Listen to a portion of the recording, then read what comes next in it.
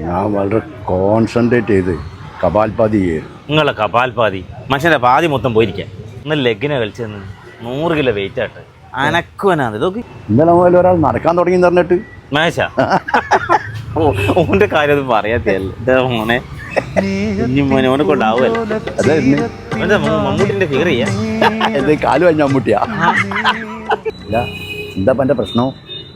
ഷെഡി പറഞ്ഞിട്ട് കാല് നടക്കാൻ പറ്റില്ല. ചെടി ഇടാഞ്ഞാ പോരെ?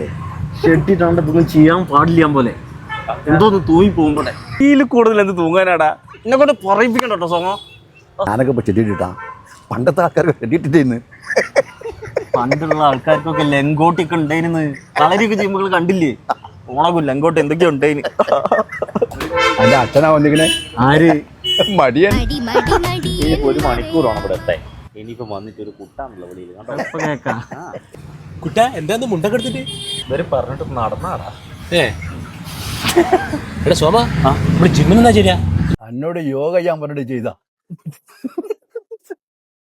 അതിനുള്ള യോഗയ്ക്കും ഇല്ല ഓനുമില്ല. സോമ ജി പ്രോട്ടീൻ പൗഡർ കംപ്ലീറ്റ് ചെമ്പടക്കം കംപ്റ്റാന്ന് പറഞ്ഞു. പക്ഷേ വടകര ലെഗോൺ കോയിന്റെ മുട്ടി ഒന്നും കിട്ടാനില്ല. കംപ്ലീറ്റ് തീർന്നില്ലേ? എന്റെ അമ്മ ഉണ്ടല്ലോ അപ്പൊ നാട്ടിലുള്ള നാടൻ കോയിന്റെയും കരിങ്കോയിന്റെ ഒക്കെ മുട്ട അങ്ങനെ പെറുക്കിക്കൊണ്ടിരിക്കുക. കൂട്ടി പോയിട്ട് പെറുക്കാന്നാ കേട്ടെ. ശുദ്ധജലൊക്കെ കുടിക്കില്ല നിങ്ങളില്ലേ? ശുദ്ധജലം ശുദ്ധവായു ഇതിന് കറക്റ്റാ.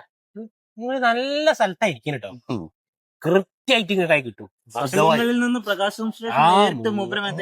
പിന്നെ മൂപ്പർക്ക് ഡയറക്റ്റ് കിട്ടുമ്പോഴല്ലോ കറക്റ്റ് കിട്ടും. മറ്റേ പരിപാടി ഉണ്ട്. അപ്പൊ നിങ്ങള് നെഞ്ഞിങ്ങനെ അങ്ങനെ കുളിച്ച് കളിച്ച്